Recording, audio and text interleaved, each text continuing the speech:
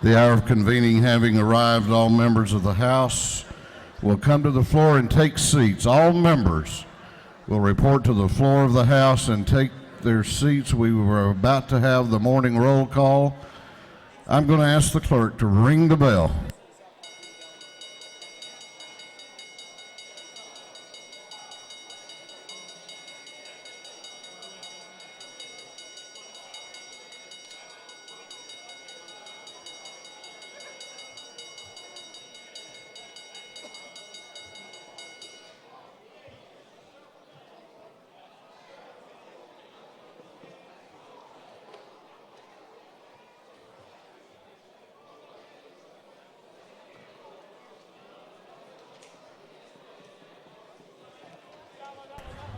All members will report to the House. All members report to the floor of the House and take their seats. We're going to have the morning roll call. All members present will please vote green to signify their presence in the chamber, and the clerk will unlock the machines.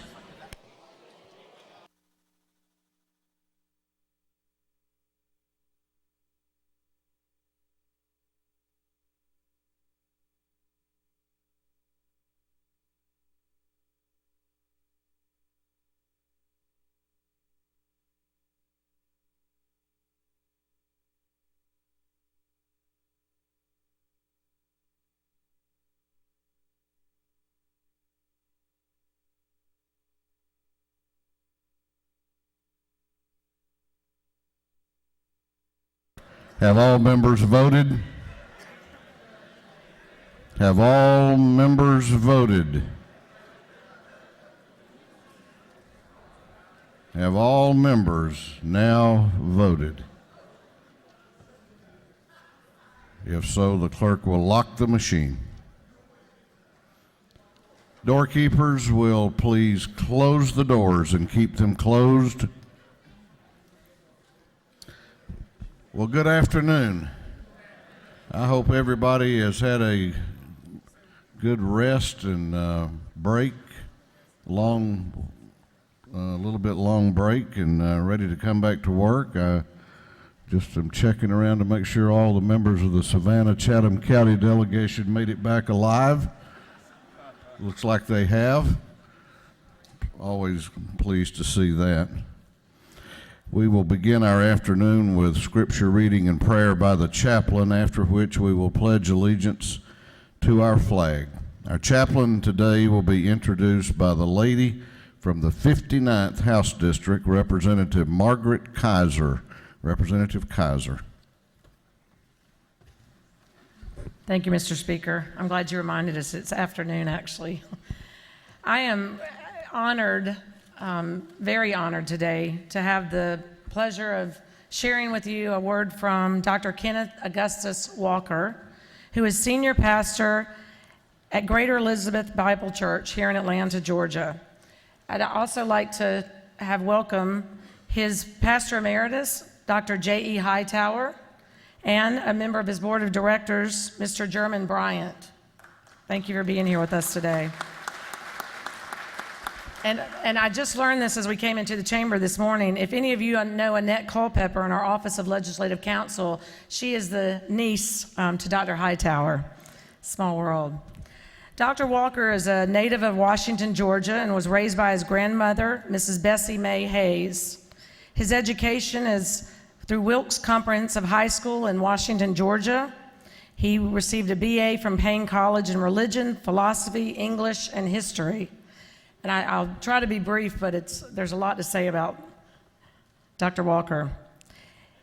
He received his Master's of Divinity from the Interdenominational Theological Center's Morehouse School of Religion and his Doctorate of Sacred Theology from New Life School of Theology on the campuses of Harvard and Yale University. So just a little bit of personal information about Dr. Walker. Through Greater Elizabeth Bible Church, where he's the senior pastor, he led the fight to remove G.A. Towns Elementary School from the Atlanta Public Schools closure list just a short few years ago.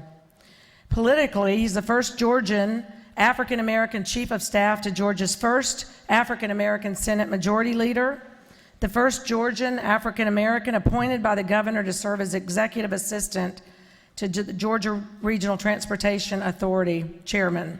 He's also the first Georgian African American to serve as executive assistant to then Lieutenant Governor Mark Taylor. He worked on the passage of Georgia's Hope Scholarship and was a member of President Bill Clinton's re-election and presidential campaigns. Some awards and recognition about Dr. Walker. He's a Jesse Jackson Leadership Award recipient. In college was a humanitarian award recipient for fighting in that role for justice in the underserved. He is the Dr. Martin Luther King Jr. Alpha Phi Alpha Area Oratorical winner. And last but not least, he's the 2013 Phoenix Award, received the Phoenix Award in 2013 from the city of Atlanta. And in 2014, Dr. Kenneth Augustus Walker was named for him in Fulton County. It's my honor to share with you Dr. Kenneth Augustus Walker.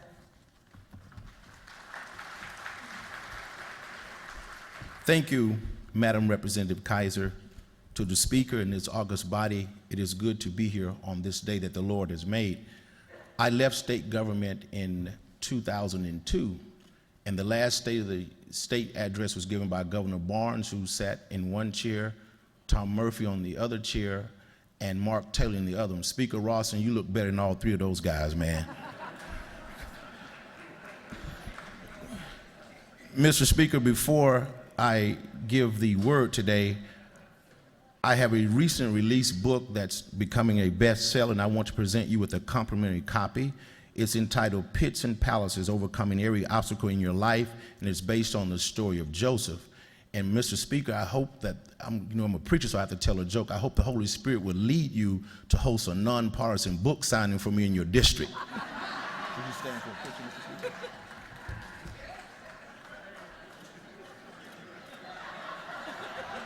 I love my speaker. It is so good to be in this body with such an august group of people who do the work of the state of Georgia. It's always good to see Representative Tyrone Brooks and Representative Kevin Smyer. We shared just a few weeks ago in Selma at the Edmund Pettus Bridge when President Obama spoke. I must admit their seats were a little closer to the president than mine.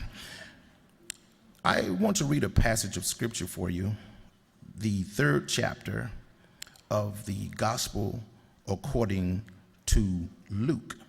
Just a summary of the first couple verses. In the 15th year of Tiberius Caesar, when Pontius Pilate was governor of Judea, Herod, tetrarch of Galilee, his brother Philip, tetrarch of Iturea and Trachonitis, and Lysanias, tetrarch of Abilene, during the high priesthood of Annas and Caiaphas, the word of God came to John, the son of Zechariah. I want to use as a subject today the strange moves of God. Were it not for John in the Bible, Luke would be my favorite book, because Luke is an incredible book that teaches the gospel of liberation. The words and the works of Jesus in Luke are words and works of liberation. The miracles and the messages of Christ, as recorded by Luke, are miracles and messages of liberation.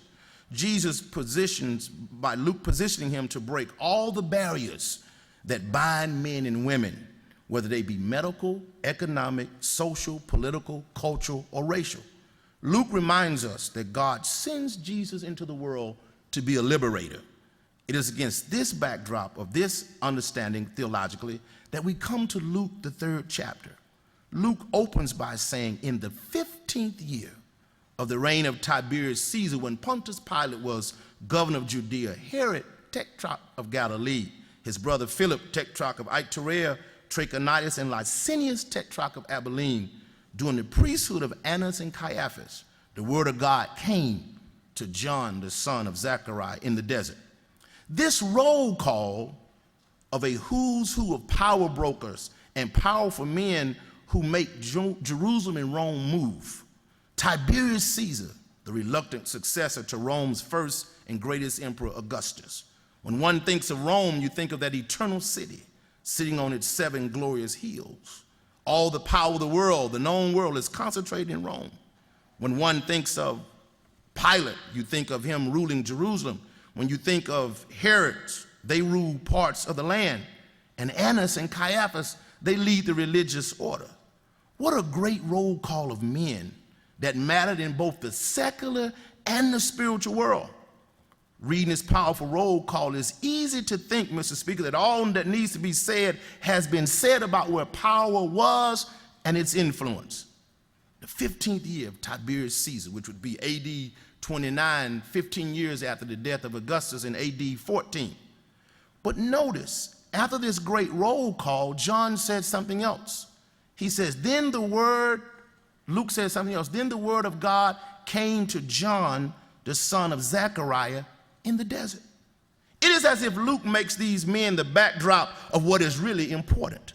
And that is that John the Baptist came with a word from God in spite of the concentrated power that rested in the Caesars and the religious rulers. But that text has no sense or relation to you unless I add a touch of modernity. So Tiberius Caesar, Pontius Pilate, let's transform that to today.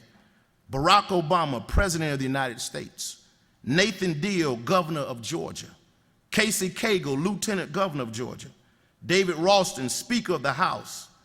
Joel Osteen and T.D. Jakes, the High Priest of America. The word of God came. Please understand, members of the House, no matter who occupies the White House or the governorship or who holds the Speaker's gavel, God sends his word through a John the Baptist crying in the wilderness. God's word is never driven by the political party in power at the time. Whether you knew it or not, God is neither Democrat nor Republican. May I add a Democrat-Republican joke here? A Republican and Democrat were walking down the street. They run into a homeless guy. Republican reaches in his pocket, gives the man $50 and a business card, says, "Call me tomorrow, we'll try to get you a job interview." Next day, Democrat and Republican walking down the street, run into another homeless guy. The Democrat reaches in the Republican's pocket, gives the man $50 and says, "I'll pray for you."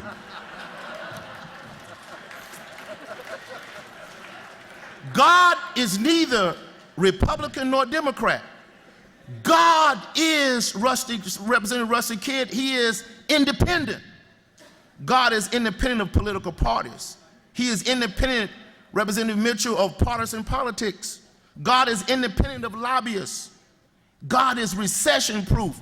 God does not rely on stimulus packages. He does not have to build coalitions to get things done because he is independently sovereign.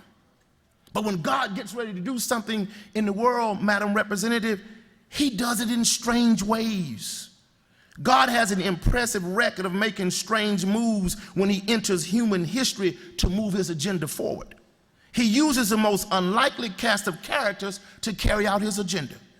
Abraham is tagged as the father of the faith, but he was a pathological liar.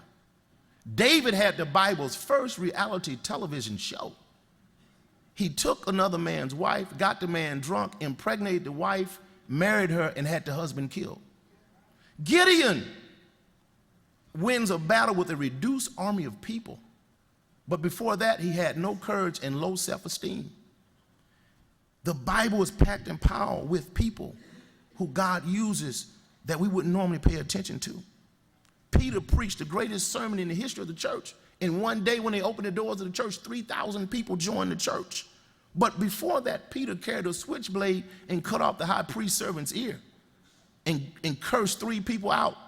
And then the cock had to crow 3 times to remind him of Jesus' prophetic words. So God specializes in using the flawed and failed. So after this great roll call of men that Luke talks about, we have John's name at the end. For God to get his word into the world, he bypasses the emperor. He bypasses Pontius Pilate. He bypasses Annas and Caiaphas. John is a bearded, rough-looking guy who couldn't make the front page of the Jerusalem GQ magazine. His pulpit was a desert.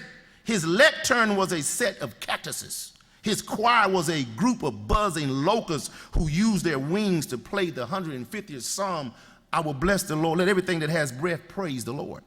His ushers, Sister Culpepper was the usher in my church, his ushers were wild road runners who might or might not show up for church. God only gives John, as I come to a conclusion, one word: prepare ye the way of the Lord, make his path straight. every valley will be filled, and every mountain and hill will be brought low, and every crooked place shall be made straight, and rough road shall be made smooth, and all the flesh shall see the salvation of God.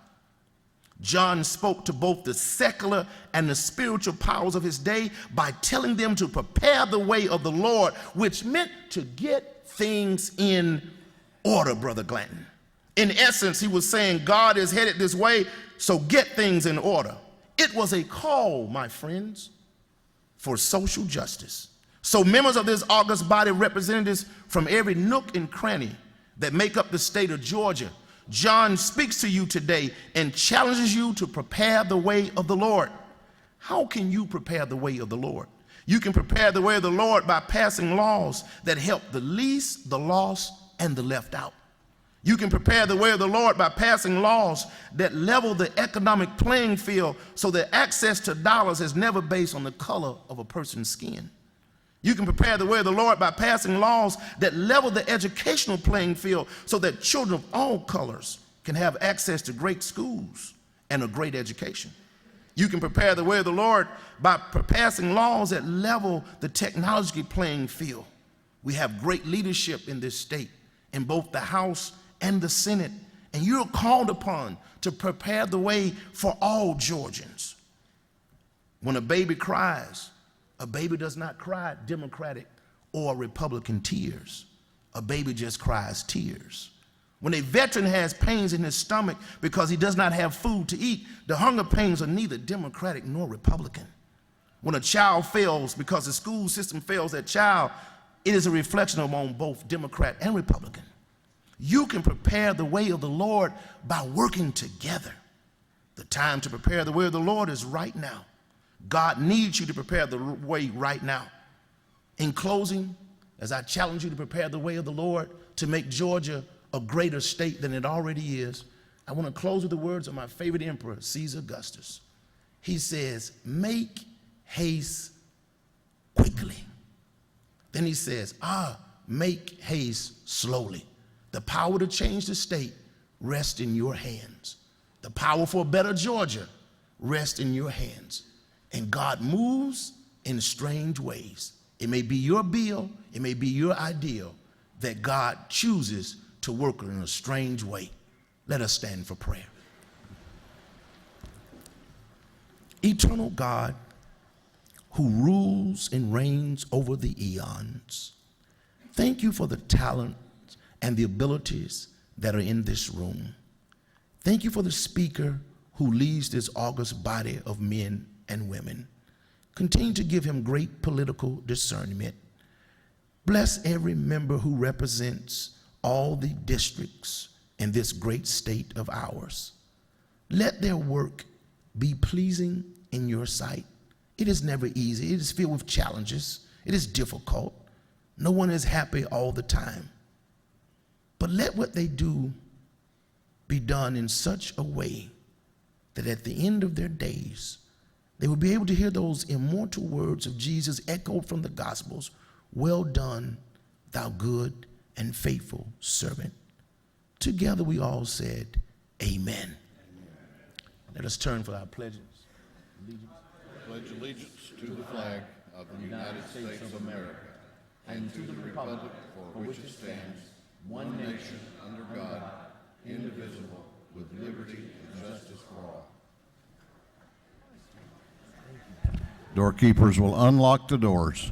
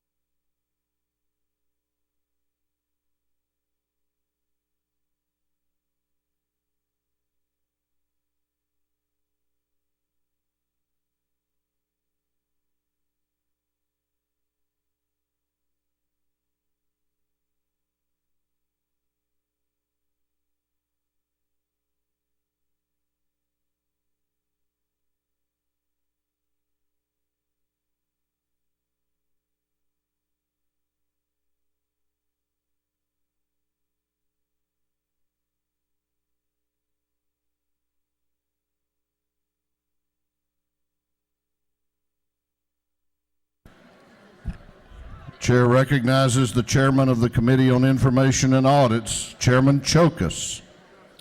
Good afternoon, Mr. Speaker. Your Committee on Information and Audits has read the journals of the previous legislative day and have found them to be correct. Chairman Chokas, the chair of the Committee on Information and Audits, reports that the journal of the previous legislative day has been read and found to be correct. Is there any objection to the confirmation of the journal? The chair hears none, and the journal is confirmed. The clerk will read the resolution establishing the order of business for the day. Mr. O'Neill, 146, move the following be established as the order of business during the first part of the period. Unanimous consent. Introduction of bills and resolutions. First reading and reference of House bills and resolutions. Second reading of bills and resolutions. Reports of standing committees. Third reading and passage of uncontested local bills and resolutions. First reading and reference of Senate bills and resolutions. Morning orders. Is there any objection to the adoption of the resolution establishing the order of business for the day? The chair hears none, and the resolution is adopted. First reading of bills and resolutions, the clerk will read. House Bill 610 by Representative Wilkinson of the 52nd, a bill to be entitled an act to amend Chapter 25 of Title 33 of the Official Code of Georgia annotated relating to life insurance. House Bill 611 by Representative Gardner of the 57th, Oliver of the 82nd, Thomas of the 56th. Bill being entitled an act to amend Title 31 of the Official Code of Georgia annotated relating to health. Health and Human Services. House Bill 612 by Representative Henson of the 86th and Drenner of the 85th. Bill being entitled an act to incorporate the city of Winship into DeKalb County. Governmental Affairs. House Bill 613 by Representative Stevenson of the 90th, Bennett of the 94th, Kendrick of the 93rd, Anderson of the 92nd, Williams of the 87th, and others. Bill being entitled an act to provide for the incorporation of the city of Greenhaven into DeKalb County. Governmental Affairs. House Bill 614 by Representative Stovall of the 74th, Brockway of the 102nd, Stott of the 76th, Benton of the 31st, and Kaiser of the 59th. Bill being entitled an act to amend Part 15 of Article 6 of Chapter 2 of Title 20 of the Official Code of Georgia annotated relating to miscellaneous provisions on the Quality Basic Education Act. Education. House Bill 615 by Representative Waits of the 60th. Bill being entitled an act to amend Code Section 36-60-17 of the Official Code of Georgia annotated relating to water suppliers cut off water to the premises because of indebtedness of prior owner. Judiciary. House Bill 616 by Representative Waits of the 60th. Bill being entitled an act to amend Article 3 of Chapter 7 of Title 44 of the Official Code of Georgia annotated relating to dispossessory proceedings. Judiciary. House Bill 617 by Representative Carson of the 46th, Parsons of the 44th, Dollar of the 45th, Wilkerson of the 38th, Evans of the 42nd, and others. Bill being entitled an act to amend an act creating the State Court of Cobb County. Intergovernmental Coordination. House Resolution 5 by Representative Waits of the 60th. A resolution proposing an amendment to the Constitution so as to authorize the General Assembly to provide by general law for casino poker room gambling. Regulated Industries. House Resolution 650 by Representative Gasaway of the 28th. A resolution honoring the life of Mr. Richard John Chambers Sr., dedicating a bridge in his memory. Transportation. House Resolution 651 by Representative Frazier of the 126th, Jackson of the 128th, Howard of the 124th, Bruce of the 61st, Williams of the 168th, and others. A resolution recognizing Mr. Samuel L. Cummings and dedicating a road in his honor. Transportation. House Resolution 652 by Representative Waits of the 60th. A resolution commending Millie Jackson for her accomplishments as an entertainer. Economic Development and Tourism. House Resolution 653 by Representative Jackson of the 128th, Harvard of the 122nd, Smyrie of the 135th, Roberts of the 155th, Hatch of the 150th, and others. A resolution recognizing Mr. Jimmy B. Lord and dedicating a road in his honor. Transportation. House Resolution 654 by Representative Kelly of the 16th, Allison of the 8th, Raffensperger of the 50th, Caldwell of the 20th, Petrie of the 166, and others. A resolution encouraging the United States Congress to repeal a tax on health insurance. Insurance. Senate Bill 36 by Senator Ligon of the 3rd, Williams of the 19th, Watson of the 1st, Sims of the 12th, and Jackson of the 2nd. Bill being entitled an act to amend Article 3 of Chapter 5 of Title 12 of the Official Code of Georgia annotated relating to wells and drinking water.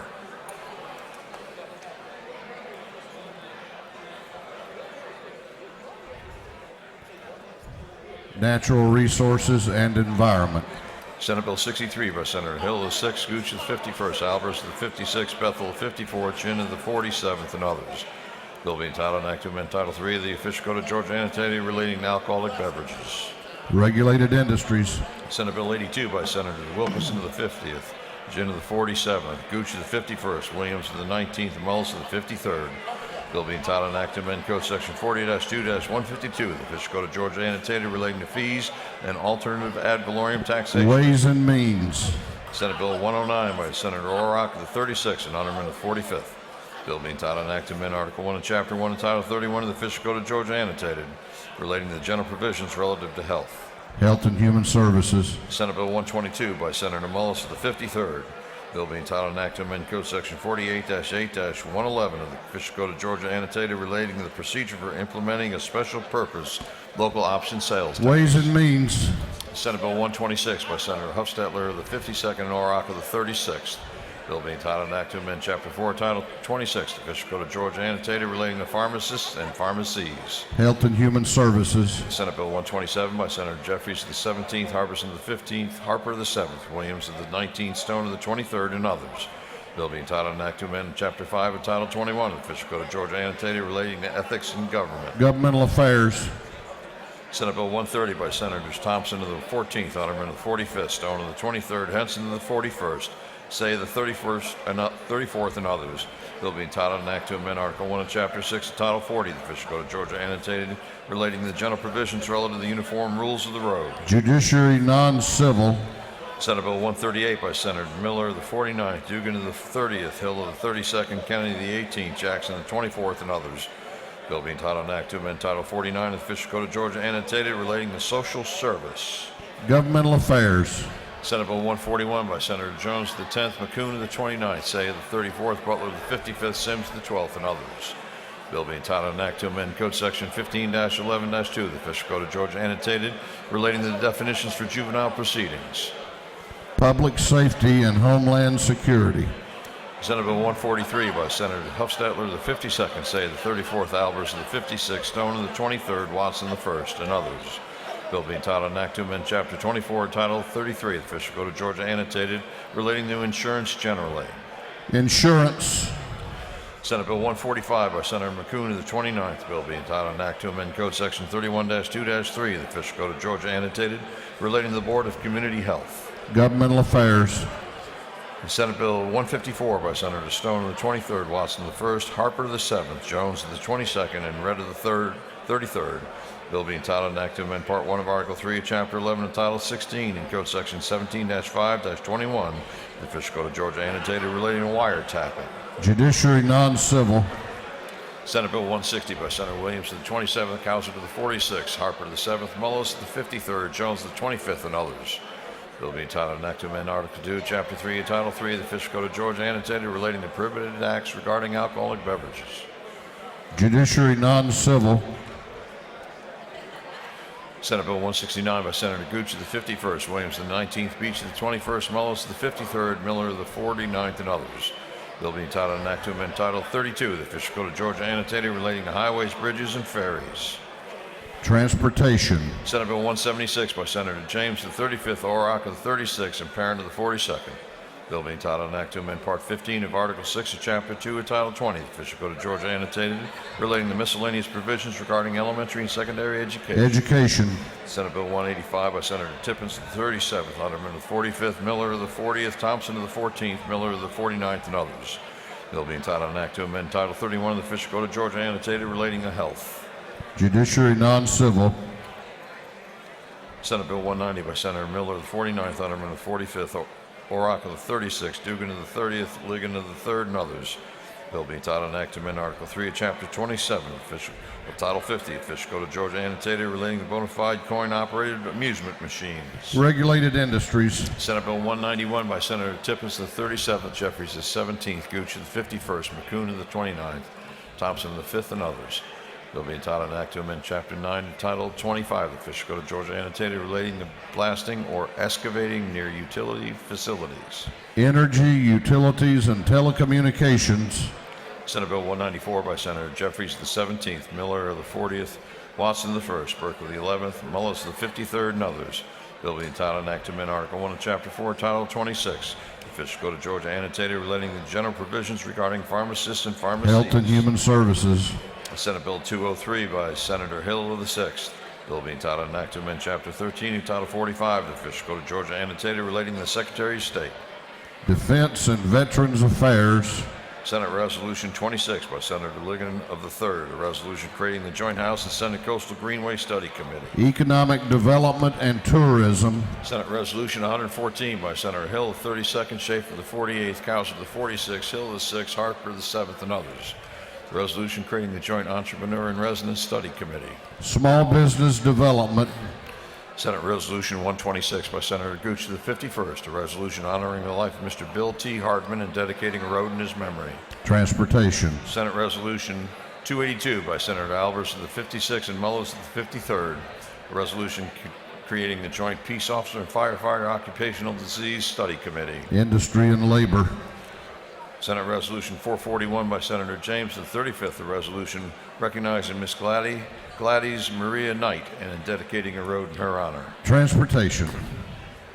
That completes first readers. Second reading of bills and resolutions. The clerk will read. HB 589 by Representative Evans of the 42nd, a bill to amend an act changing compensation of the clerk of the Superior Court, sheriff, and judge of the probate court of Cobb County. HB 590 by Representative Hitchens of the 161st, a bill relating to definitions relative to the Peace Officers Annuity and Benefit Fund. HB 591 by Representative Hitchens of the 161st, a bill relating to the Peace Officers Annuity and Benefit Fund. HB 592 by Representative Harrell of the 106th, a bill relating to professional engineers and land surveyors.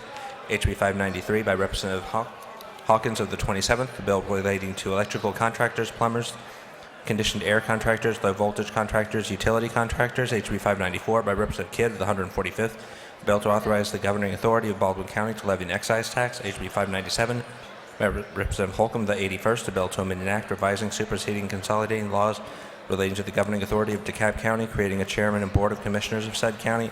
HB 598 by Representative Holcomb of the 81st, a bill to amend an act revising, superseding, and consolidating the laws relating to the governing authority of DeKalb County, creating a chairman and board of commissioners of said county.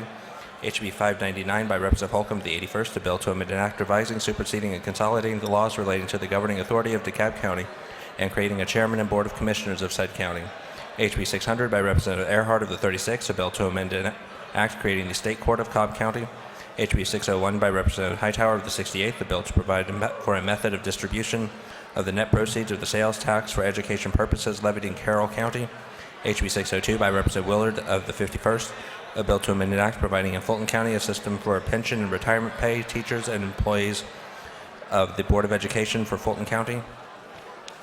HB 603 by Representative Willard of the 51st, a bill to amend an act providing in Fulton County a system for the pension and retirement to pay teachers and employees of the Board of Education of Fulton County. House Bill 604 by Representative Sharper of the 177th, a bill relating to the issuance, expiration, and renewal of driver's licenses. HB 605 by Representative Weldon of the 3rd, a bill relating to definition and effect of full-time and part-time service and calculations. HB 606 by Representative Kirby of the 114th, a bill relating to alcoholic beverages. HB 607 by Representative Kirby of the 114th, a bill relating to prohibited acts relative to alcoholic beverages. HB 608 by Representative Kirby of the 114th, a bill relating to alcoholic beverages. HB 609 by Representative Caldwell of the 20th, a bill relating to license plates for veterans awarded the Purple Heart. House Resolution 619 by Representative Battles of the 15th, resolution honoring the life and memory of Mr. Henry Carlton Floyd and dedicating a road in his memory. House Resolution 620 by Representative Drenner of the 85th, resolution urging local boards of education in Georgia to provide educational awareness regarding renewable energy. House Resolution 640 by Representative Broderick of the 4th, resolution creating the Joint Study Committee on Health, Education, and School-Based Health Centers. House Resolution 641 by Representative Dempsey of the 13th, resolution creating the Joint Study Committee on Children's Mental Health. House Resolution 642 by Representative Dempsey of the 13th, resolution creating the Joint Study Committee on Post-Secondary Education and Employment Options for Individuals with Intellectual and Developmental Disabilities. Senate Bill 35 by Senator James of the 35th, a bill relating to cruelty to children. Senate Bill 59 by Senator Hill of the 6th, bill relating to local government. Senate Bill 64 by Senator Hufstetler of the 52nd, bill relating to definitions of the Juvenile Code, domestic relations, and vital records. Senate Bill 76 by Senator Jackson of the 24th, a bill relating to obedience of traffic control devices. Senate Bill 99 by Senator Kennedy of the 18th, the bill relating to conduct of proceedings. Senate Bill 111 by Senator Stone of the 23rd, a bill relating to continuing care providers and facilities. Senate Bill 116 by Senator Ligon Jr. of the 3rd, a bill relating to elementary and secondary education. Senate Bill 128 by Senator Kennedy of the 18th, a bill relating to directors and officers. Senate Bill 148 by Senator Kennedy of the 18th, a bill relating to commerce and trade. Senate Bill 164 by Senator Jones of the 10th, a bill relating to elementary and secondary education. Senate Bill 171 by Senator Tippins of the 37th, a bill to amend an act changing the compensation of the clerk of the Superior Court, the sheriff, and judge of the probate court of Cobb County from the fee system to the salary system. Senate Bill 172 by Senator Tippins of the 37th, a bill to amend an act changing the compensation of the clerk of the Superior Court, the sheriff, and the judge of the probate court of Cobb County. Senate Bill 183 by Senator Wilkinson of the 50th, a bill relating to animals. Senate Bill 184 by Senator Black of the 8th, a bill relating to general provisions relative to dogs. Senate Bill 195 by Senator Williams of the 27th, a bill relating to bonds and recognizances. Senate Bill 197 by Senator Unterman of the 45th, a bill to amend an act to provide a new charter for the city of Beaufort. Senate Resolution 80 by Senator Ligon Jr. of the 3rd, a resolution demanding revision by the College Board of Advanced Placement, U.S. History. Senate Resolution 155 by Senator Hill of the 32nd, resolution encouraging the United States Congress to adopt and submit to the states a balanced budget amendment to the United States Constitution to balance our current budget. Senate Resolution 266 by Senator Jeffers of the 17th, resolution authorizing the conveyance of certain state-owned real property. Senate Resolution 267 by Senator Jeffers of the 17th, resolution authorizing the granting of non-exclusive easements for the construction, operation, and maintenance of facilities, utilities, roads, and ingress and egress in, on, over, under, upon, across, or through property owned by the state of Georgia. Through second readers.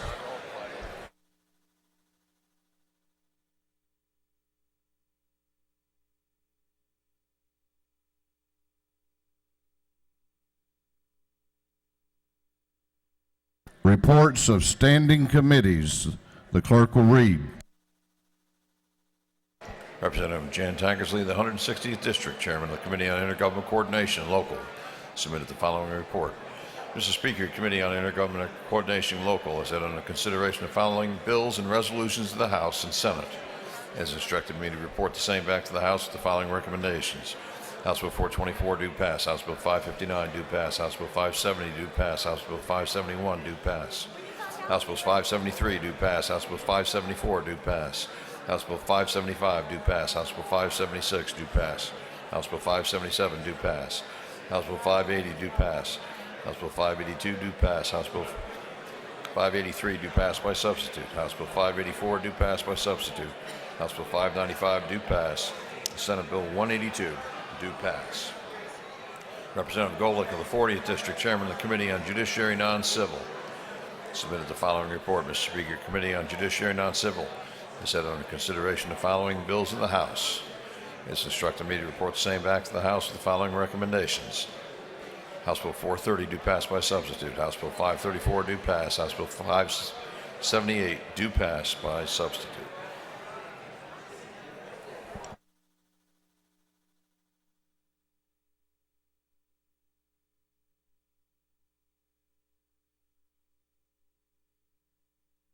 We're about to go to the local calendar.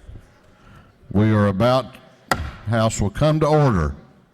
House will come to order. We're going on to the local calendar. Third reading and passage of local uncontested bills. If there is no objection, we will vote on the local calendar as a whole with a recorded vote. Hearing none, it is so ordered. The clerk will read the local calendar. House Bill 424 by Representative Tarvin of the 2nd, Walker County.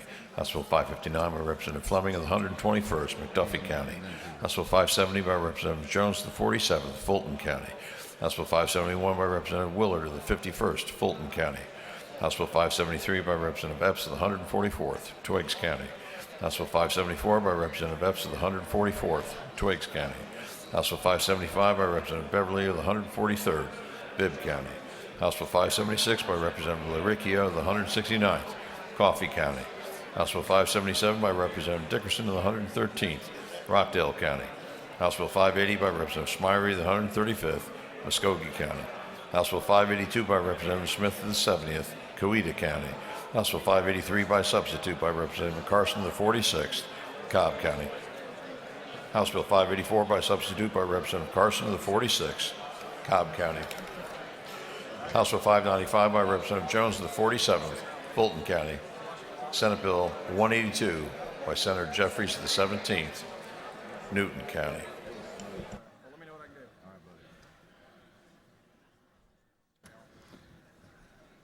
Is there any objection to the previous question being ordered on the local calendar? The chair hears none. The previous question is ordered. Is there any objection to agreeing to the report of the committee, which was favorable to the passage of the bills? The chair hears none. The report of the committee is agreed to. Shall these bills now pass? All those in favor of the passage of the bills on the local calendar will vote aye. All those opposed will vote no. And the clerk will unlock the machines.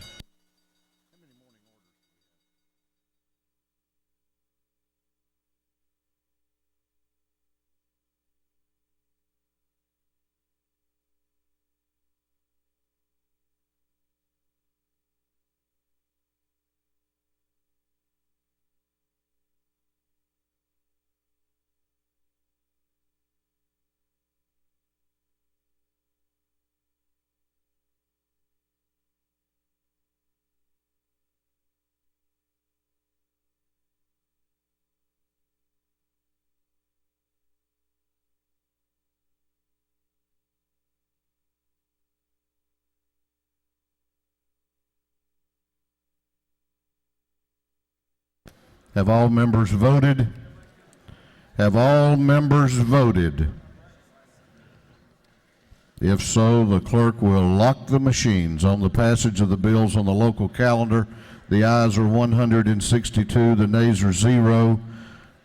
These bills, having received the requisite constitutional majority, are therefore passed. Chair recognizes the Majority Leader of the House to introduce the Doctor of the Day, Leader O'Neill.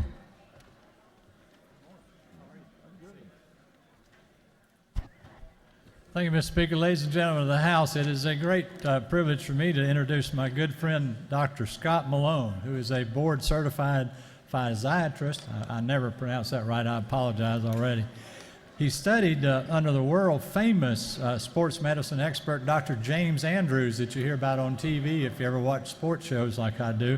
As a matter of fact, he was the first physiatrist to ever join Dr. Andrews' team over in Birmingham. For all of you still young enough for sports injuries, I can tell you he's your man, I promise you. Dr. Malone, beyond being a great doctor, has published many articles and studies about sports medicine and also workman's compensation models and very innovative ideas in that regard. He serves as team doctor down where I live for about 100 different sports teams, tirelessly working all of his days off, all the weekends, helping our kids always. He's mentored voluntarily probably thousands of young men and women in our community to help them grow up physically and emotionally to be responsible adults. I'm proud to introduce my great friend and our Doctor of the Day, Dr. Scott Malone. There you go. I won't take a lot of your time. I'd just like to say thank you for what y'all do and keep up the good work. Thank you very much. Let's get a picture here.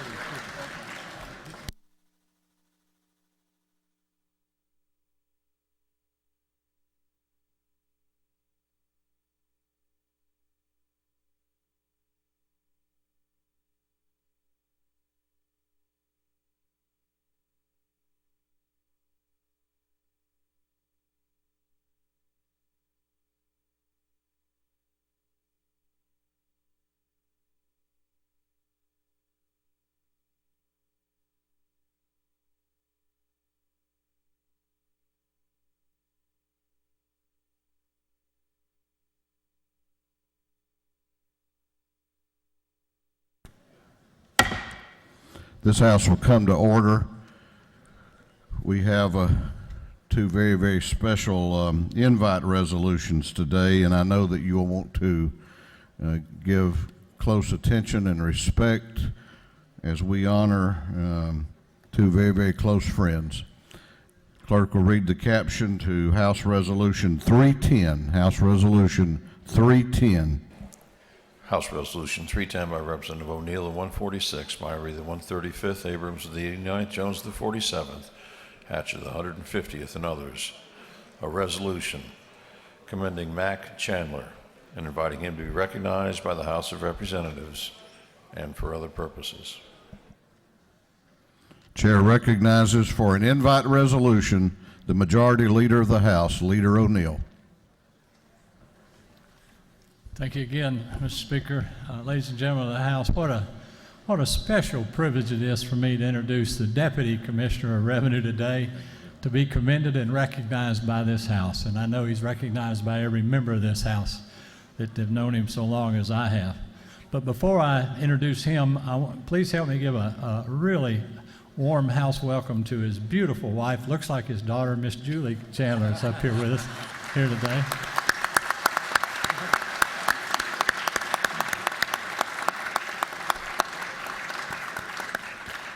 And also, help me with a warm house welcome back to former State Representative Lynn Riley, now Commissioner Lynn Riley.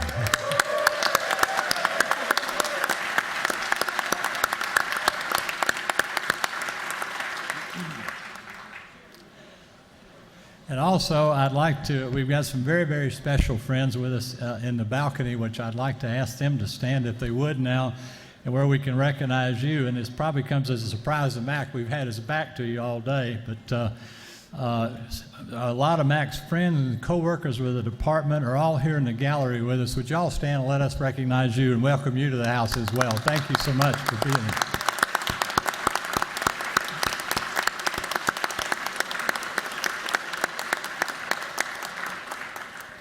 What an energetic looking group there, and we're glad to have you all here in the House. Even some of you that not so young like me. I see my good friend Ed Maney back there. We sure miss seeing you around here too. But wow, it's great to have you here. Beyond the accolades, though, ladies and gentlemen, the resolution honoring Mac, those of us blessed to have known him for many years know him to be a real people person. We all knew from the first time we ever met Mac that he understood and respected the institution that is the Georgia House of Representatives. Our honoree today is a very humble and godly man who would probably rather take a beating than be recognized and complimented.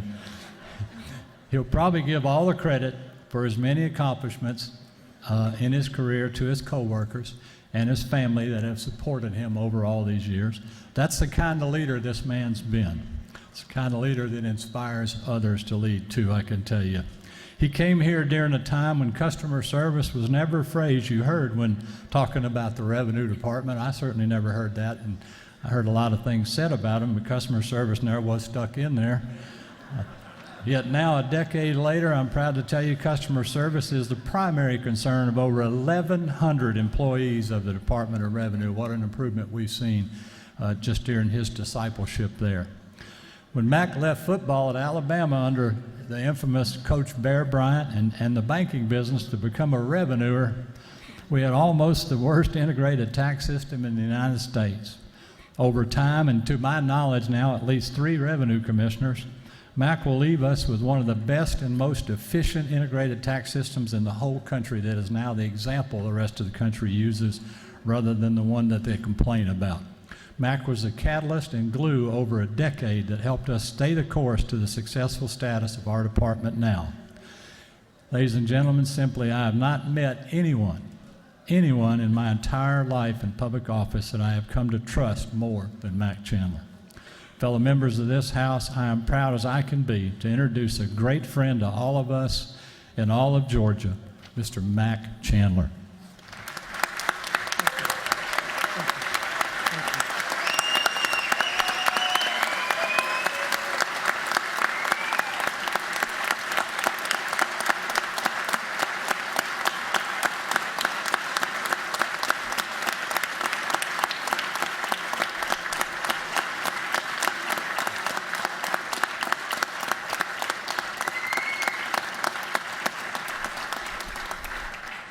Thank you very much. For the last 27 years, I have been on the other side of the ropes, and I just need a minute. I want to get a good view from things from this side. This is good. This is good. Some of you have been around here long enough to remember Wiley Nixon, and if you do, like me, you miss him. Years ago, Wiley was sent somewhere to pick up some documents. I believe it was at a military installation. Wiley, as it turned out, there was a high-ranking official with the same name, or at least a name very similar to Wiley's. And when Wiley arrived at this destination and somebody announced his arrival, people started scurrying around because they thought it was this high-ranking official. And they were showing Wiley all this attention. In a few minutes, it didn't take long for Wiley to figure out something's not right here. And so he picked out who he thought was in charge, and he approached this gentleman.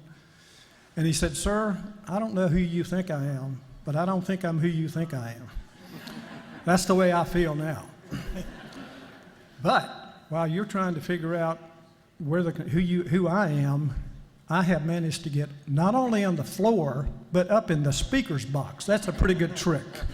And I appreciate, and Leader O'Neill, Leader Abrams, members of this House, Speaker, I appreciate the opportunity I've had to work with you folks. I spent a number of years here in the banking business.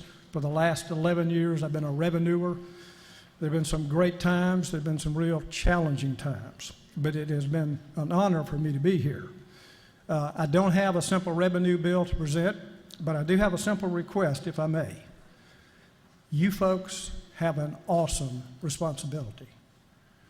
And as you individually strive to serve your constituents, and as you collectively work together on behalf of the citizens of this state, my prayer for each of you every day is that you will call on the Lord, that you will seek His guidance, His wisdom, and His truth.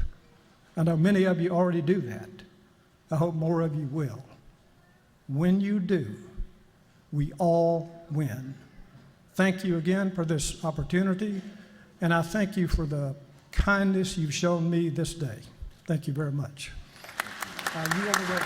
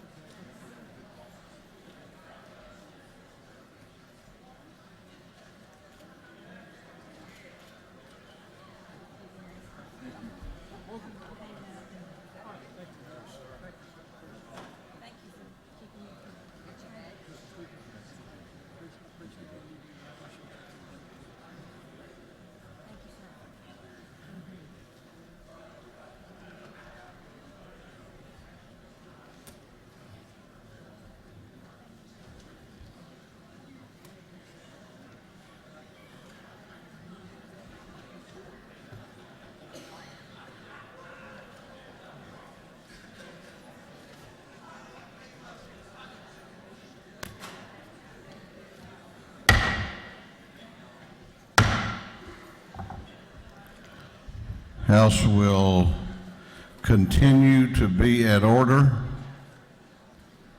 House will continue to be at order. All of these are special. I think, though, that you really want to be at your seats for the next one. I'm going to ask that you do. All members. I can't imagine a meeting that's more important than the next invite resolution.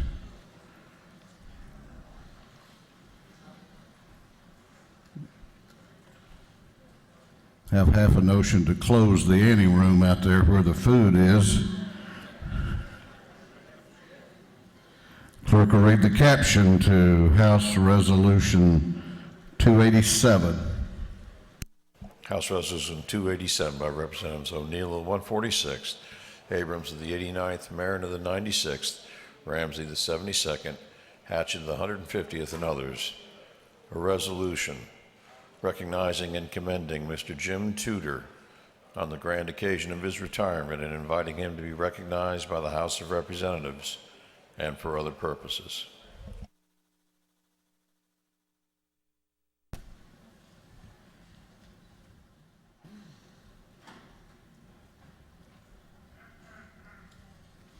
Chair recognizes the Majority Leader of the House for an invite resolution. Thank you, Mr. Speaker. Ladies and gentlemen of the House, before I introduce the man who absolutely needs no introduction, I would like for you to join me and recognize and give a warm House welcome to his beautiful wife, Miss Sandra Tudor, who's with her. Ready to hand her.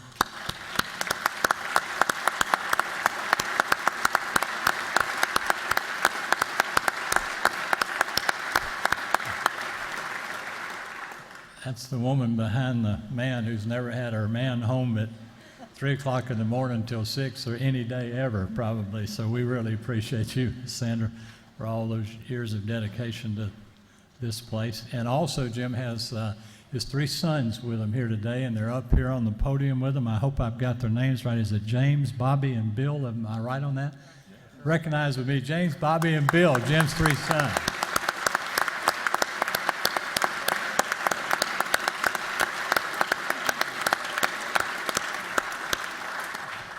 And Jim also has one absolutely lovely daughter who couldn't be here with us today, Miss Kelly. Unfortunately, couldn't be here. Ooh, this one's hard now. I tell you, what a special personal honor it is for me, as it would be any member of this House, to introduce our great friend, Jim Tudor. I don't know, or do not ever want to know, what life will be like around here without Jim in the anteroom to make sure that sometimes to make us smile and many times to console us when we needed it the most. I don't know how that's ever going to be replaced. It won't ever in my life, I can tell you. I couldn't possibly list today all the ways we're grateful to Jim. He's been a trusted confidant, a mentor, Dr. Phil to some of us, and just everybody's doggone best friend. Who all do you know that you could ever say that about? It's been said that we're lucky in life to have as many good friends as you can count on one hand. Well, it would take all the fingers and all the toes in this entire house and then some more to count Jim Tudor's many friends. To know Jim Tudor is to like Jim Tudor. Jim, we will all miss you more ways than I know the words to express it. But know when you leave here to jump in that Winnebago, you will take with you a little piece of every heart in this place. Ladies and gentlemen of the House, our friend, Mr. Jim Tudor.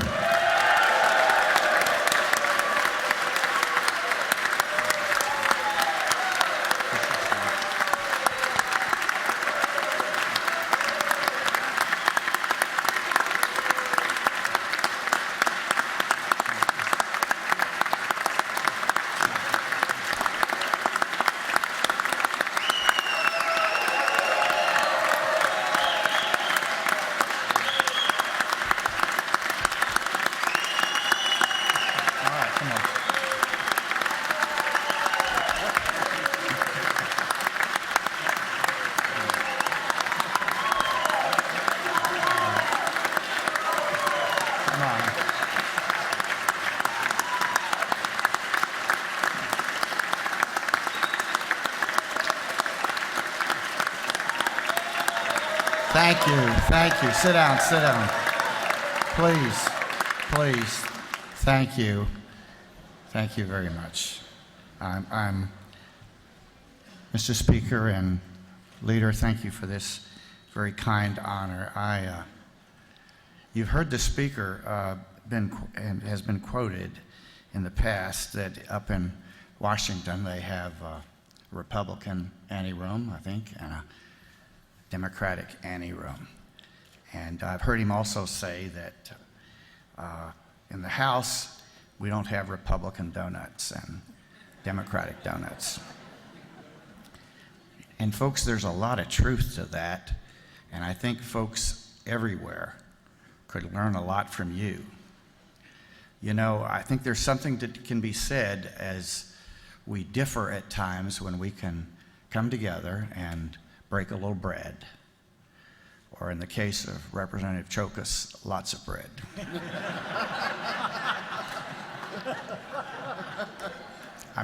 I'm worried about him. The reality is, though, that what isn't often reported by the folks behind the glass is that this is a very, very special place, and that people there often console one another, and they congratulate each other, and at times they even pray with each other, and that's special. So to the extent that that I could be a part of that, I haven't been your prototypical lobbyist.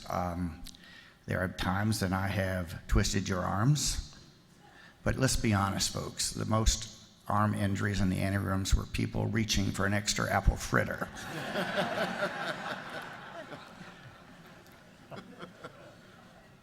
Thank you. In the next 10 days that we're together, I hope to be able to thank each of you individually. But if I don't, please let me just take this opportunity to say thank you for allowing me to do life with you. Thank you very much.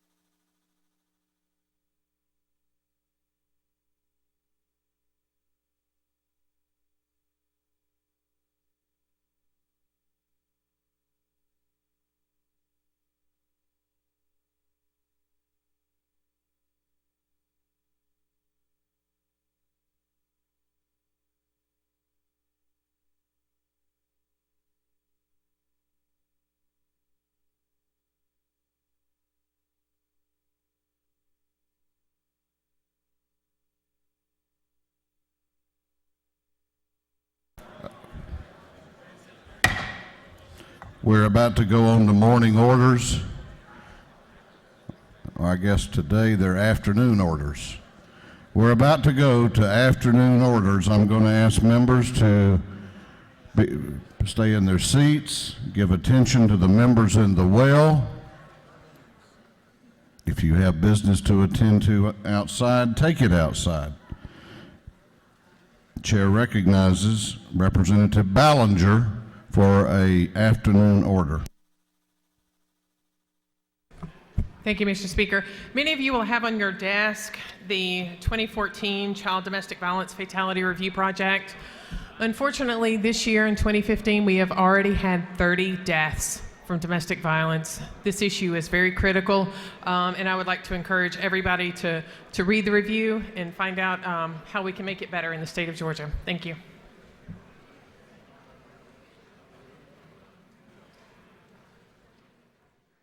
Chair recognizes Representative Peak for an afternoon order.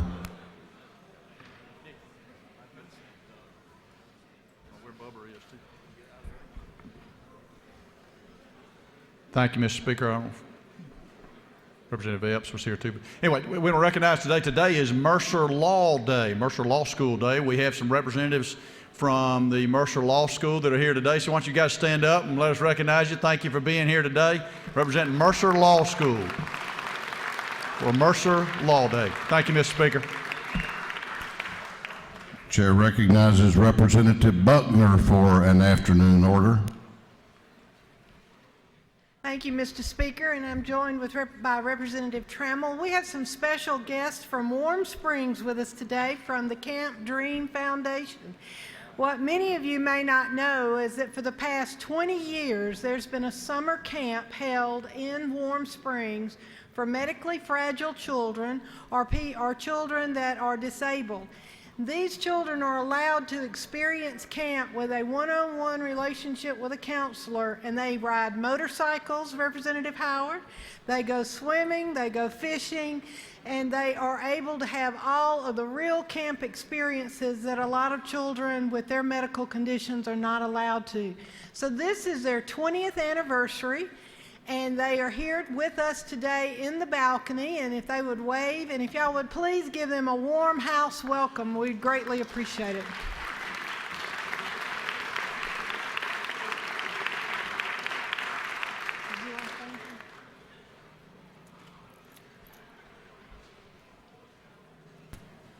Chair recognizes the Minority Caucus Whip, Representative Hughley, for an afternoon order.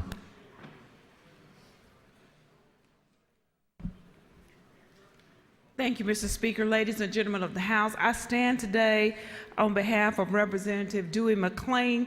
He has a special invite resolution for Mr. Tommy Nobis, Mr. Falcon, and he wanted to invite all the members of the House to sign it. So I'm going to put it over here to the side, and please sign the invite resolution for Mr. Falcon. Chair recognizes the Chairman of the Natural Resources and Environment Committee, Chairman Smith, for an afternoon order.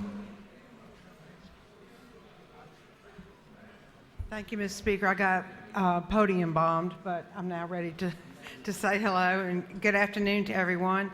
Today, in our chamber and on the floors of the Capitol, we have Keep Georgia Beautiful Day, and it's also Keep America Beautiful Day. We have 78 affiliates, and working together, they help to keep our state litter-free, and they do all kinds of volunteer work. So if you have a Keep Georgia Beautiful affiliate in your district, take a moment and call them up and thank them. Thank you. One more thing to say, I forgot to mention we have a movie star among us, Representative Jan Tankersley, and she did a campaign spot for anti-litter campaign. In other words, don't get your mama mad at you. So she said, I'm not your mama, but quit messing up. So anyway, there are opportunities for you as legislators to get involved in your community. Thank you.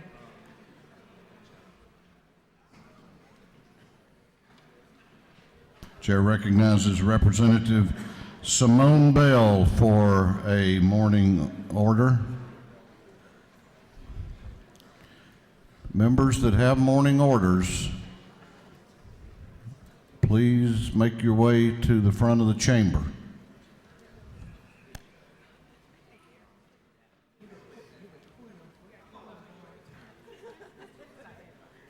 My apologies, Mr. Speaker. Good morning, colleagues. Members of the House, I'm here today that we recognize a very important institution located right here in the city of Atlanta. That's the Atlanta Metropolitan State College. They provide a valuable service and is an incredible resource for individuals seeking to enrich themselves by furthering their education. Today, I'd like to especially commend the president of the Atlanta Metropolitan State College, Dr. Gary Magaha, along with individuals such as Larry and Williams, who you see in the halls quite often, Sarah Roberts, Alicia Shields, Dr. Cynthia Evers, and every member of the staff and faculty. They have helped to ensure that their school continues to grow and evolve to serve the diverse educational needs of the city's residents. Please join me in welcoming them and in celebrating the Atlanta Metropolitan State College Day here at the Capitol. Thank you.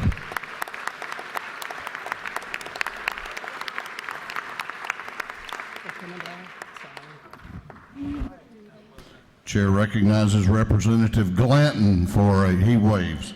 Chair recognizes Representative Valencia Stovall for an afternoon order. Thank you, Mr. Speaker. I'm before you, everyone, today, excited because I'm recognizing a constituent of mine I met in 2012 at a parent summit, Mrs. Lala Dunson. She is joined by her husband, Layden, and attorney Victoria Madden. And she is the inspiration behind the video cameras in the classroom legislation, House Bill 614, for students with special needs. We have been meeting for the past months to draft the legislation. It will protect the children, protect the teachers from falsely being accused, and confirm the needed resources that are needed in the classrooms. So you please help me in joining and welcoming Ms. Lala Dunson, her family, and guests. She's over here on the left. Thank you, Mr. Speaker. Chair recognizes Representative Sandra Scott for an afternoon order.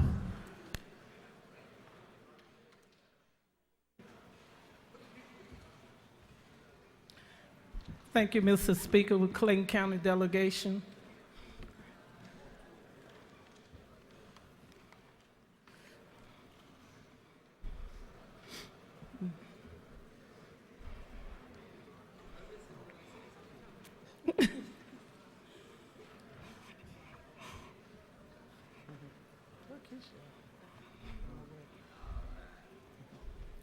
On Sunday evening, March 5th, 2015, at approximately 8:30 p.m., the Clayton County Police Department lost a member of his family. Officer Darrell Wallace lost his life in a one-vehicle traffic accident while responding to a call for service. I ask that you all stand for a moment of silence, please, for his family. Thank you.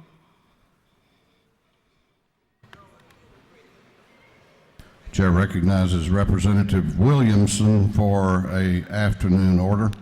Thank you, Mr. Speaker. Many of you already know that the Spring Task Force meeting for the American Legislative Exchange Council will be in Savannah, Georgia, May the 15th. If you have any interest in attending, please see me, or if you have any questions about your membership renewal, please see me. I'd be happy to help, or shoot me an email. Thank you. That completes afternoon orders. We are now going on to the rules calendar. We are going on to the rules calendar. Clerk will read the caption to House Resolution 397. House Resolution 397. House Resolution 397 by Representative O'Neill, 146, encouraging the United States Congress to support equity in sales tax fairness and for other purposes. This resolution was referred to the Committee on Ways and Means, and that committee recommends that this resolution be adopted. Chair recognizes the Majority Leader of the House to speak to the resolution. Thank you, Mr. Speaker. Ladies and gentlemen of the House, I know y'all are about tired of seeing me, and I promise this is my last thing until adjournment today. But House Resolution 397 before you today is an urging resolution. The resolution before this House today is modeled after a very similar one that was adopted in Utah last year. House Resolution 397 has to do with what the federal Congress knows as the Market Street Fairness Act. The Market Street Fairness Act passed the U.S. Senate last year with well over 60 votes, but was never heard in the House. Some have, for political and, in my opinion, nefarious reasons, characterized Market Street Fairness as a taxing of the internet. Nothing could be further from the truth. What Market Street Fairness generally does is sets up a national network of cooperative states to form pacts to respect each other's sales and use tax laws. In the famous Quill case, Corporation versus North Dakota, the U.S. Supreme Court held that it was required that a seller have physical presence in a taxing state before the state may require the seller to collect and remit sales and use taxes on transactions that occur within that state. Currently, under Georgia law, sellers in Georgia are required to collect from purchasers in Georgia applicable sales and use taxes and remit the same to the Georgia Revenue Department. Sellers out of the state of Georgia without physical presence in Georgia are not required to collect from purchasers in Georgia applicable sales and use taxes that are lawfully due on remote sales or out-of-state transactions. This anomaly in this system puts Georgia businesses at a significant competitive disadvantage to competition from other states like New York or California, for example, selling into Georgia. The Quill case I mentioned before also held that Congress could exercise its authority under the Commerce Clause of the United States Constitution to decide whether, when, and to what extent the states may require sales and use tax collection and remittance on remote sales. This resolution simply urges Congress to act under its authority to do so and decide whether, when, and to what extent states should have the right to enforce their own tax laws. The 10th Amendment to the United States Constitution reads this way: the powers not delegated to the United States by the Constitution nor prohibited by it to the states are reserved to the states, respectively, or to the people. If you believe in states' rights as I do, and in the right of the people in self-determination, then you should join me and the other signers of this resolution to urge Congress to afford our state our rights in accordance with the 10th Amendment to the United States Constitution to enforce our own law. Now, to those that would lead you to believe Market Street Fairness creates a new internet tax, I have placed on your desk Georgia Department of Revenue's Form ST3-USE, which was last revised in 2011. It is styled at the top as Consumer's Use Tax Return. This is the form I have instructed my tax preparer to complete for me again, because my wife has ordered off internet sites and some of the sellers did not collect and remit sales taxes to the respective state or states use taxes to Georgia. On the back of the form, under frequently asked questions, it says, what is use tax? Use tax is a complement to sales tax that is due when Georgia state and local sales tax was not collected on a retail purchase of taxable personal property that is used, stored, distributed, or consumed in Georgia. That's what it says right on this form. Another question on this form on the back is, if I make purchases of tangible personal property while in another state, do I owe Georgia use tax on these purchases? The answer is, if the items are purchased for storage, use, or consumption in Georgia, they are subject to Georgia use tax, whether the purchases are delivered to you in another state or shipped to you in Georgia. If you paid another state's sales or use tax on the out-of-state purchases, that amount may be credited against the Georgia use tax. We have worked tirelessly over the last decade on comprehensive tax reform in this very House. We've adopted the streamlined sales and use tax system, joining 23 other states in this initiative. Because of that, we are structurally ready for Market Street Fairness the day the legislation becomes law. There seems to be an overall desire in this House to reduce the income tax burden on Georgia citizens. We also have worked hard to eliminate or mitigate other embedded taxation in our tax code so that tax burden to business and citizens can be moved to the end of the business cycle rather than embedded in and an impediment to the business cycle. If we're going to shift the revenue generation on our state and local governments to consumption tax, as many recommended to us, to offset the loss of revenue from embedded tax like tax on energy used in manufacturing, we must expand the base of sales and use tax and undergird the stability and reliability of consumption taxation, so we do not jeopardize the fiscal soundness of our state and our local governments. We can achieve our goal of comprehensive tax reform and reduce tax burden for Georgians if Congress will act. I beseech you now to join me and urge Congress to do the responsible thing, pass Market Street Fairness, so that we can finally enforce our own law. Mr. Speaker, I'll be glad to yield any questions. If there are none, I would ask favorable consideration of this House Resolution 397. You have a question if you care to yield. I'll be happy to. Chair recognizes Chairman Rogers to your right for a question. Thank you, Mr. Speaker. Would gentlemen yield? You bet. Mr. Leader, how much revenue are we losing on internet sales right now? I've seen estimates, and unfortunately, Mr. Chairman, that's all they can be is estimates because there's no way to keep records.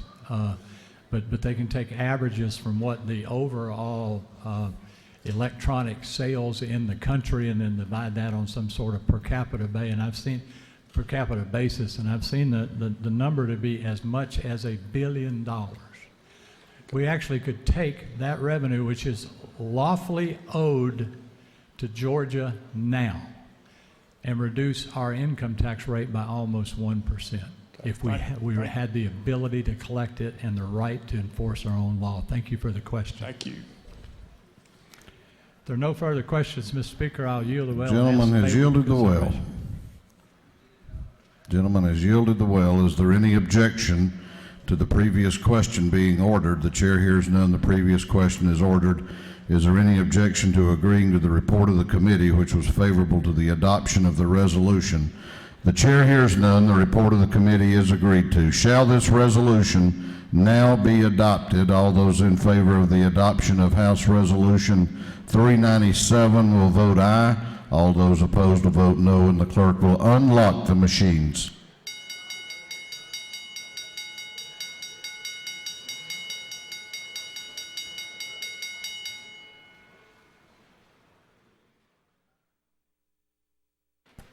Have all members voted?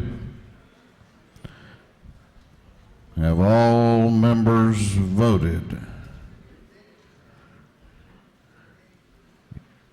If so, the clerk will lock the machines on the adoption of House Resolution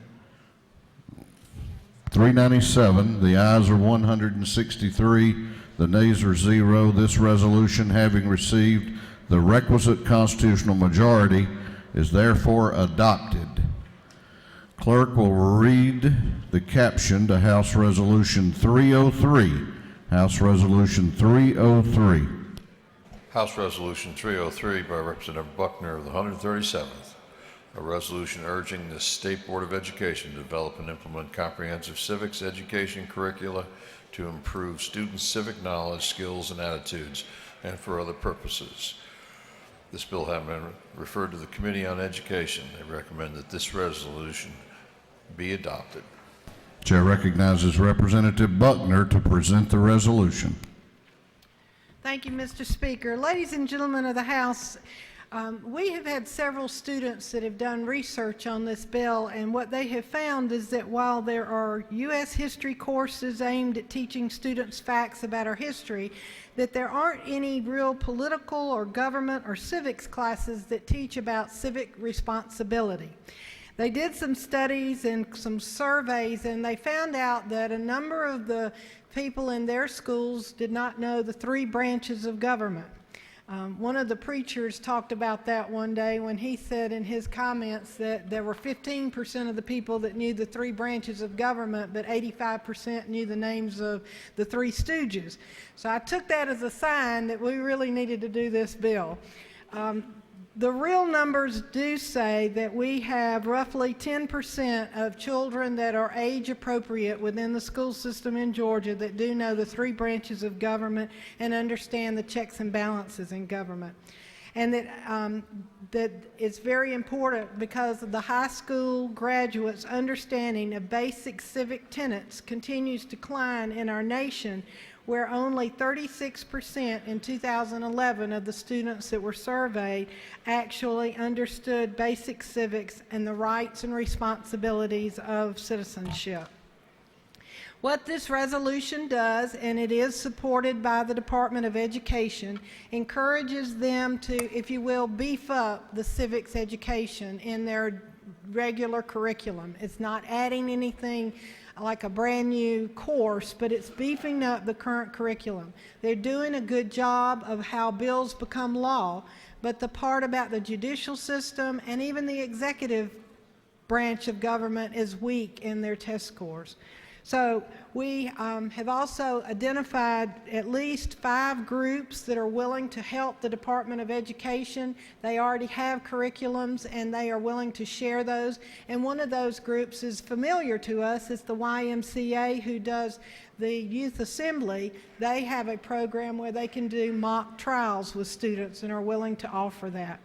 So I ask for your favorable consideration of this urging resolution. The Department of Education is in favor of it, and as I say, we have other people that are lined up to support the Department of Education in this noteworthy effort of making sure that our youth are educated and know civics and the importance of it in our state. So I ask for your favorable consideration, and if there are any questions, I'll be glad to yield. Do not appear to have any questions. Then I ask for your favorable consideration. Is there any objection to the previous question being ordered? The chair hears none. The previous question is ordered. Is there any objection to agreeing to the report of the committee, which was favorable to the adoption of the resolution? The chair hears none. The report of the committee is agreed to. Shall this resolution now be adopted? All those in favor of the adoption of House Resolution 303 will vote aye. All those opposed will vote no, and the clerk will unlock the machines.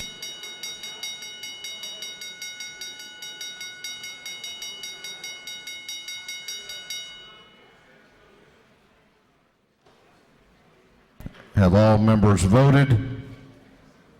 Have all members voted? If so, the clerk will lock the machines on the adoption of House Resolution 303. The ayes are 167, the nays are 0. This resolution, having received the requisite constitutional majority, is therefore adopted. Clerk will read the caption to Senate Bill 93.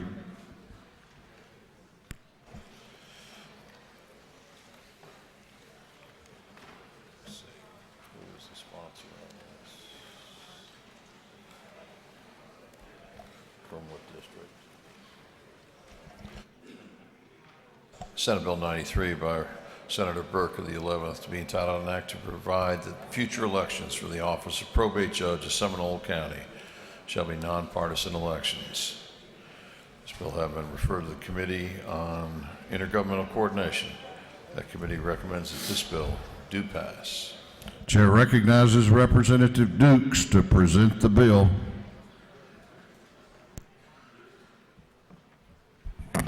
Thank you, Mr. Speaker. Ladies and gentlemen of the House, this is a quite simple resolution. What it does is it changes the method of election for the probate judge down in Seminole County from a partisan election to a nonpartisan election. If there's no questions, I ask for your favorable consideration.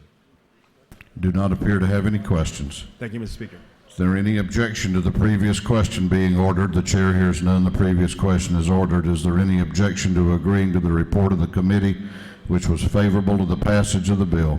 The chair hears none. The report of the committee is agreed to. Shall this bill now pass? All those in favor of the passage of Senate Bill 93 will vote aye. All those opposed will vote no, and the clerk will unlock the machines.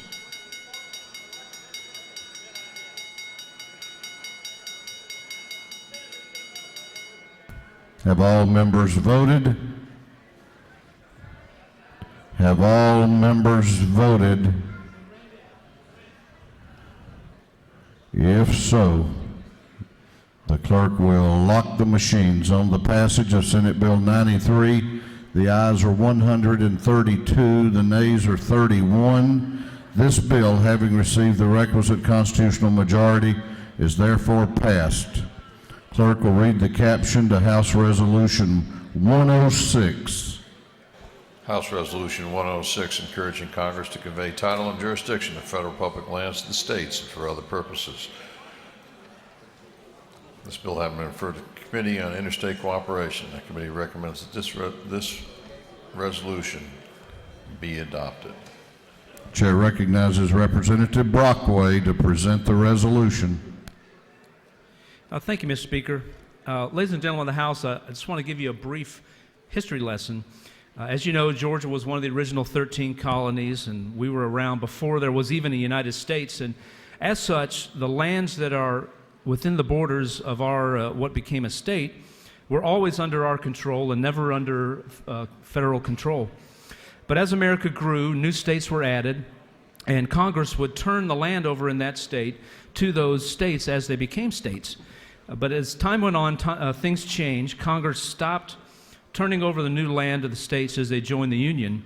And if you'll take a look at the map that I had placed on your desk, you'll see a very clear dividing line. These states, beginning with about Colorado, moving west, Congress simply did not turn over all the land in those states to those new states.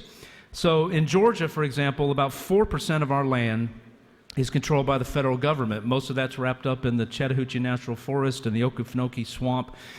But a state like Colorado, 37% of their land is federally controlled, on up to Nevada, which has 85% of its land under federal control. Now, it was always the policy of Congress and of our federal government to turn this over, but for some reason they stopped doing that over time. Yet in the resolution, you'll see court case after court case that reaffirms that Congress should turn these lands over to the federal government. But if you look on line 103, it talks about how in 1976, Congress passed the Federal Land Policy Management Act that changed the dispensation of the federal government, where it says now Congress will only turn these land over if it's in the best interest of the federal government, rather than the best interest of these states. So these states have been trying to get this changed. There's a number of them. There's about 25 bills in various states trying to get Congress to sit down at the table with these western states and negotiate and keep their word that as they had been the case for 200 plus years. So why does this matter? Look, as recently as 2013, the Supreme Court reaffirmed the doctrine that states should be treated equally. And it's really hard to say that Georgia, having only 4% of its land controlled by the federal government compared to Nevada at 85%, that's really being treated equally. Now, this causes problems for these states. Ranching is a big industry out west. These ranchers have to negotiate with the federal government to allow cows to graze on this land. Timber is a huge industry in many of these states. They have to negotiate with the federal government.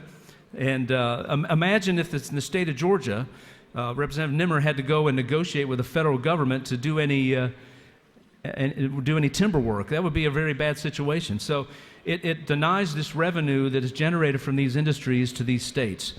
Now, if you look at the end, you'll see we're not talking about, in lines 190 through 193, we'll see exactly what kind of land we're talking about.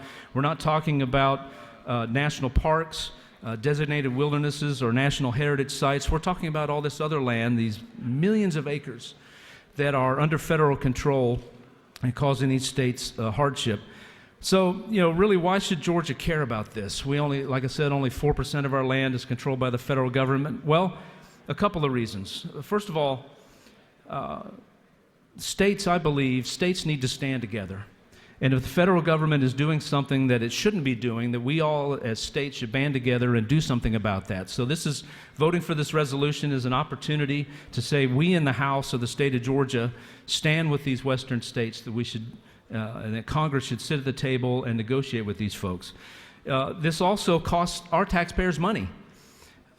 Money that's coming out of our constituents' pockets is going to pay for the Bureau of Land Management to manage these lands out in the West, where they could be and should be managed by those particular states.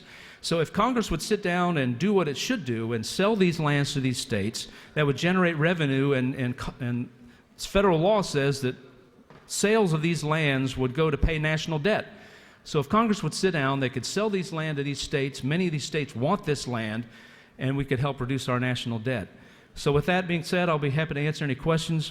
I would urge you to vote in favor of this resolution.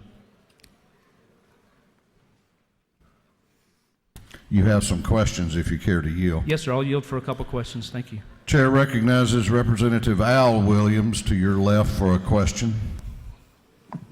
The gentleman yield. Yes, sir. To my friend in the well, just a couple of clarification questions. Sure.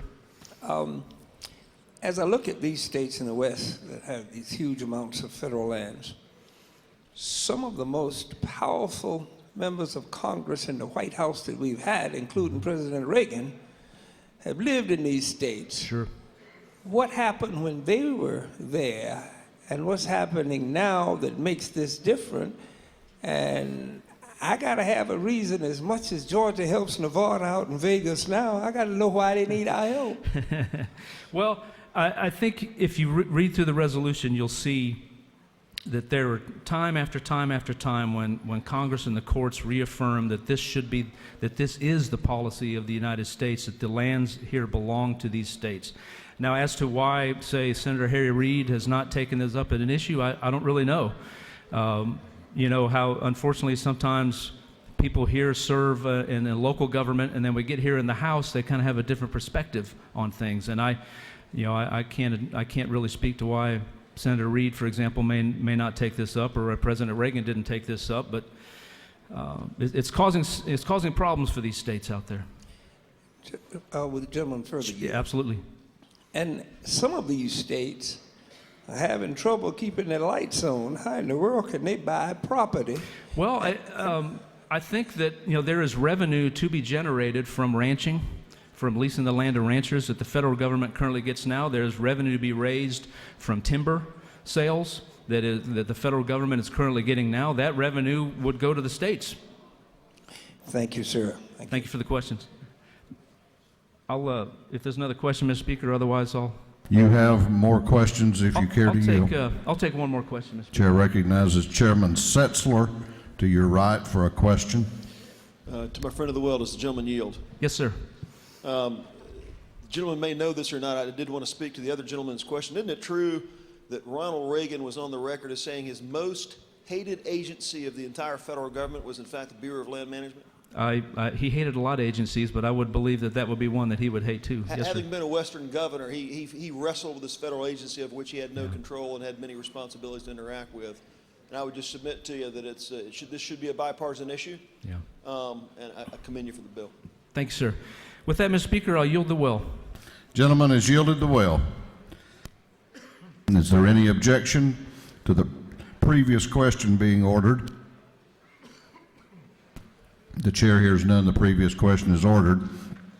Is there any objection to agreeing to the report of the committee, which was favorable to the adoption of the resolution? The chair hears none. The report of the committee is agreed to. Shall this resolution now be adopted? All those in favor of the adoption of House Resolution 106 will vote aye. All those opposed will vote no, and the clerk will unlock the machines.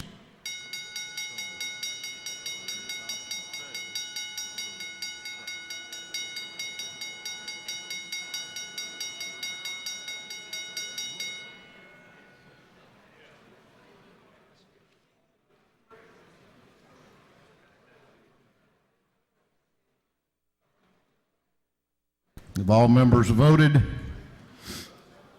Have all members voted? If so, the clerk will lock the machine on the adoption of House Resolution 106. The ayes are 114. The nays are 51. This resolution, having received the requisite constitutional majority, is therefore adopted.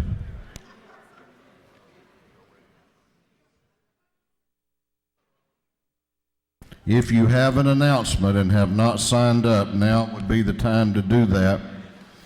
If you have an announcement, we will be doing page photographs at the rostrum, and they will begin lining up now. What purpose does Representative Anderson rise?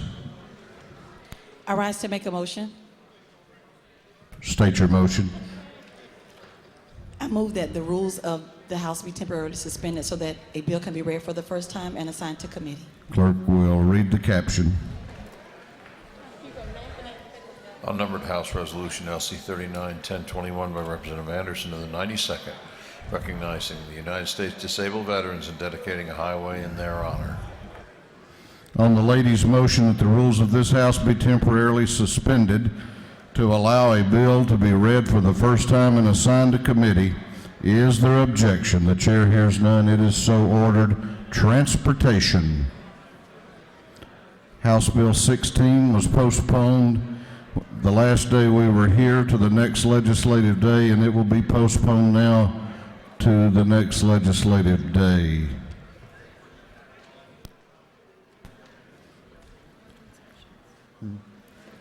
Clerk will read the caption to a group of privilege resolutions. Clerk will read.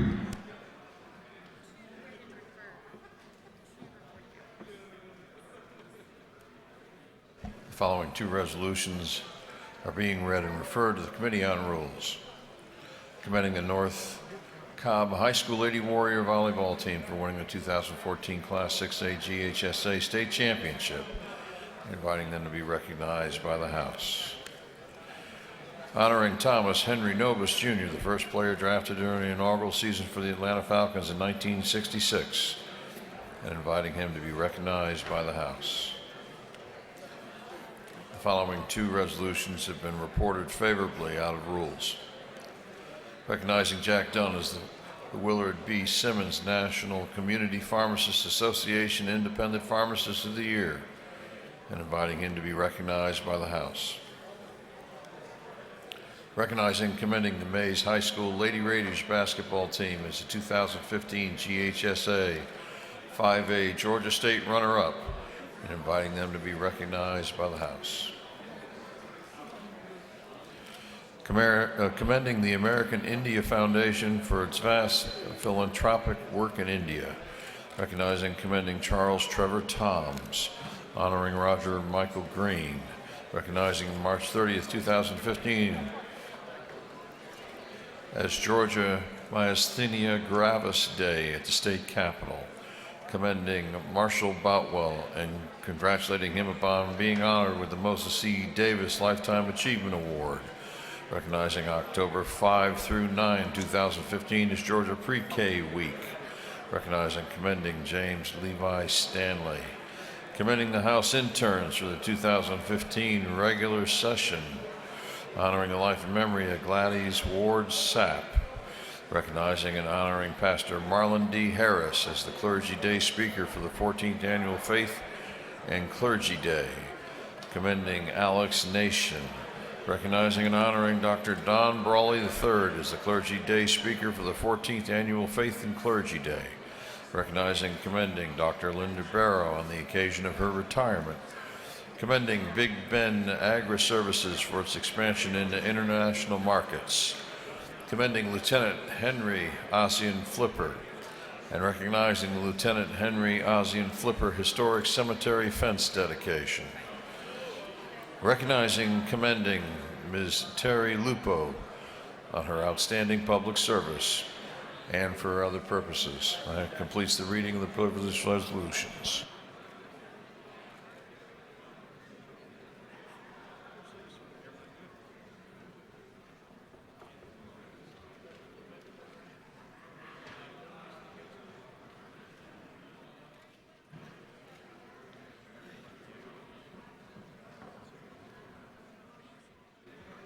Is there any objection to adopting the privilege resolutions? The chair hears none. The resolutions are adopted.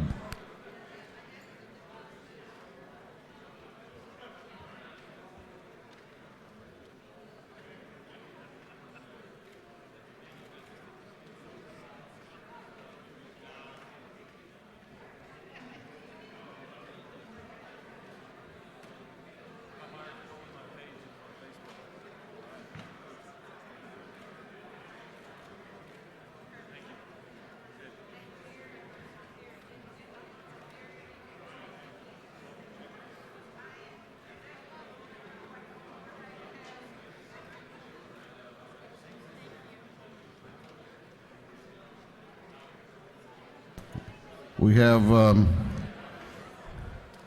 House will continue to be in order. We're going to go on to announcements, but before we do that, the Chair has a couple of birthdays that I'd like for you to help me join in wishing greetings. First of all, to the Chairman of the Science and Technology Committee, Chairman Setzler, enjoying a happy birthday. Chairman Setzler.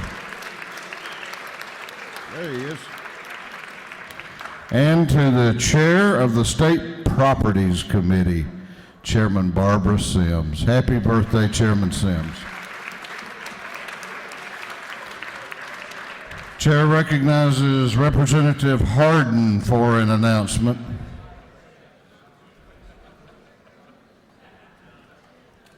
Thank Thank you, Mr. Speaker. The Environmental Quality Subcommittee of Natural Resources and Environment will meet today at 5 p.m. immediately following the full committee meeting on Natural Resources and Environment at 4 p.m. in room 506 CLOB. Chair recognizes Chairman Hatchett for an announcement. Thank you, Mr. Speaker. The Majority Caucus will meet tomorrow morning at 8 o'clock. That's Thursday morning at 8 o'clock and 341. Thank you. Chair recognizes the Chair of the Natural Resources and Environment Committee, Chairman Lynn Smith, for an announcement. Thank you, Mr. Speaker and members of the House. This afternoon at 4 o'clock, there will be a presentation in room 506 by an effort on I-85 in Troup County for a sustainable highway.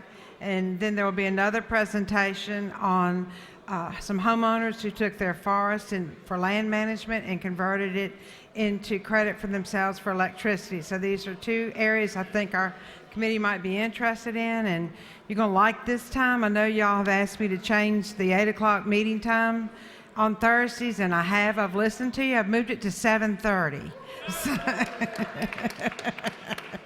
So I will see you tomorrow morning in room 606 for a full committee meeting. Thank you. That's what I call a sensitive chairman. Chair recognizes the Chair of the Judiciary Non-Civil Committee, Chairman Golick, for an announcement. Thank you, Mr. Speaker. Judiciary Non-Civil will never meet at 7:30 in the morning. Thank you very much. We will meet, however, today at 3 p.m. in room 132, Judiciary Non-Civil at 3 p.m. in room 132. Please be on time. Thank you. Chair recognizes the Chair of the Defense and Veterans Affairs Committee, Chairman Yates, for an announcement. The House Defense and Veterans Affairs Committee will meet today at 3 p.m. in room 415C LOB to take up Senate Bill 69 by Senator Judson Hill. Also, we will have a guest speaker, Brigadier General Joe Girard, Adjutant General, Georgia Department of Defense. Thank you. Chair recognizes the Chair of the Education Committee, Chairman Coleman. Thank you, Mr. Speaker. Members of the House. The House Education Committee will meet today at 3 o'clock, room 606. All are invited. We will be taking up the Recovery District piece of legislation of the governor, so please plan to come and hear all about this piece of legislation. 606, 3 o'clock. That completes the announcements. Chair recognizes the Majority Leader of the House for a motion. Thank you, Mr. Speaker. I move this House now adjourn until 10 a.m. Thursday morning, March 19, 2015. The Majority Leader has moved that this House adjourn until 10 o'clock a.m. Thursday, March 19. All those in favor of the motion, please indicate by saying aye. Those opposed will say no. The ayes have it. This House will be adjourned until 10 o'clock a.m. on Thursday, March 19.